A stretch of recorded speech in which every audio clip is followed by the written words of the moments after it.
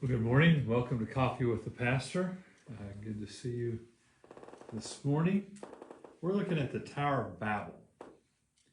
I want to begin just by saying, and I always forget to hook up my microphone. Let me hook that up. Okay, maybe that will make the sound a little better. When I was in Sunday school, I remember it being taught this way. I remember them saying that a group that they got together, the population got together, they began to speak one language, and they started building this huge big tower, and they were going to build it up to heaven. And God came down and looked at it and just said, "Man, if they can do this, they can do anything. I gotta confuse them and get them separated and all." And that's not really what's going on here. Now, what's going on is that either Nimrod or his descendants have decided we don't want to fill the earth and scatter out like God has told us to do. We want everybody to come and live together. So he's trying to bring all of his kingdoms together at Babel. Now remember, in the Hebrew, Babel and Babylon are the same.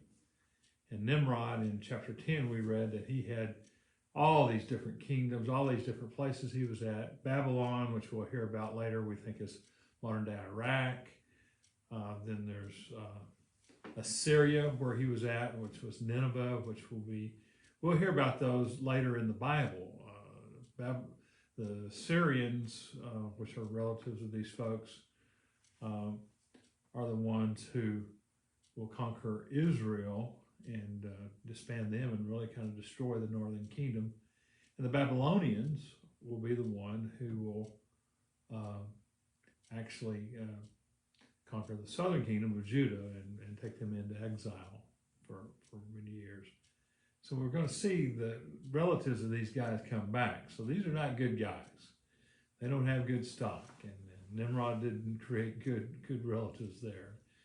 Of course, he's one of the sons of Cush, one of the grandsons of Cush and all. But one of the things that I was taught is, man, they made this so great. They made this so great. Well, what's interesting is in the text, the people think they're making something great, but they're really not. And that's going to be obvious. And I just want to show you how today you can really get it when you read the original Hebrew, which I was able to do. And it says in Genesis chapter 11, now the whole world had one language and a common speech. And you remember in chapter 10, there was many languages, and they were spreading out over and like that. Well, this group's trying to get everybody to come live together in one area. It wants everybody to live in the same spot. Now, that wouldn't be good. And but one of the ways that they're trying to do that is just to have one speech. And so as people moved eastward, they found a plain in Shinar and settled there. So they found one plain and they said, we want everybody in the world to come live here. Well, the problem with that is that wasn't God's command. He wanted to go fill the world. We know through the pandemic that the people that have been greatly affected have been those in populated areas where there's a lot of folks at one place. And God knew that, and we would not have been able to populate the world if everybody wanted to live in the same spot. That's what they were trying to do. But what's funny is that they created one language. Now, this is supposed to be a big deal. This is supposed to be something great. But what's funny in the Hebrew is that they begin verse 3, and the Hebrew translates, and I think they would have laughed out loud when they heard it. In fact, I laughed when I translated it a few days ago. They said to each other, come, let us make bricks and bake them thoroughly. It really kind of leads, let's make some bricks and do some fire. And they use brick instead of stone and tar for mortar. Now, here's the deal. They've got this great language, and yet the writer of Genesis, and we attribute to Moses, whether he wrote it or whether he told people about it.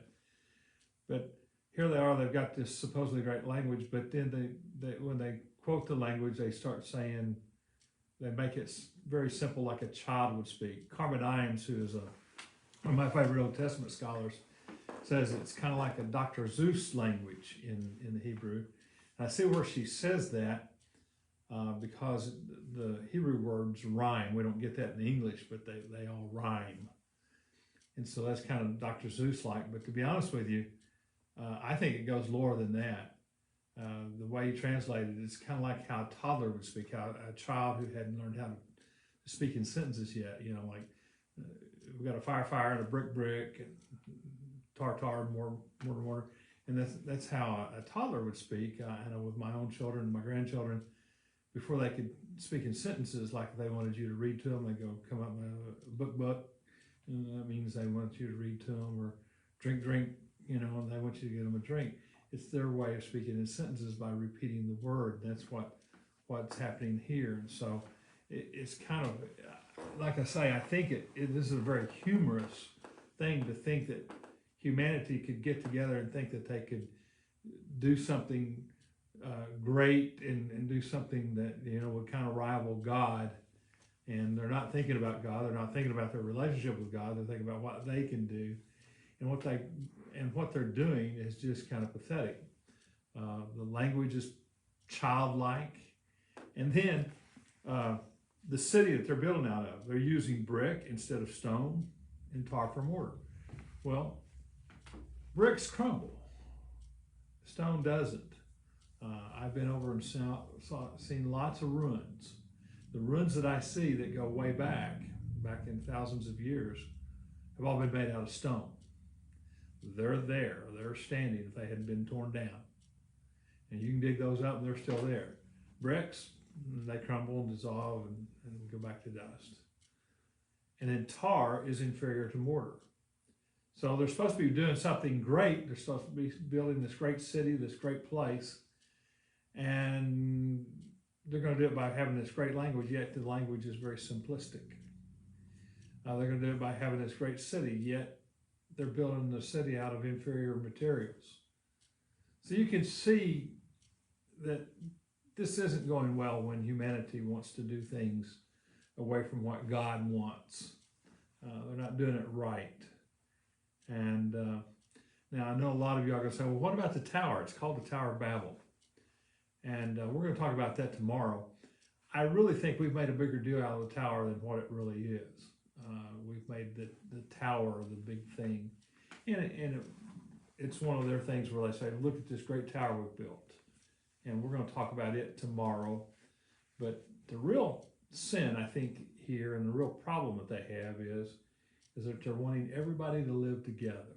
They're not wanting them to spread out and inhabit the earth like God taught them to do. They were to fill the earth. They were to be fruitful and multiply. They were to go to different parts of the earth, make it all plentiful. And instead, they're deciding, okay, let's just all live together.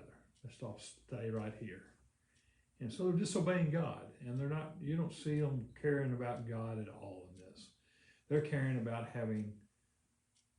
becoming great, having a great language, having a great city. And you get the idea, back from chapter 10 with Nimrod, being a great warrior, that they may be making a lot of these people come to this area by force and by war, which would be completely against what God had told them to do.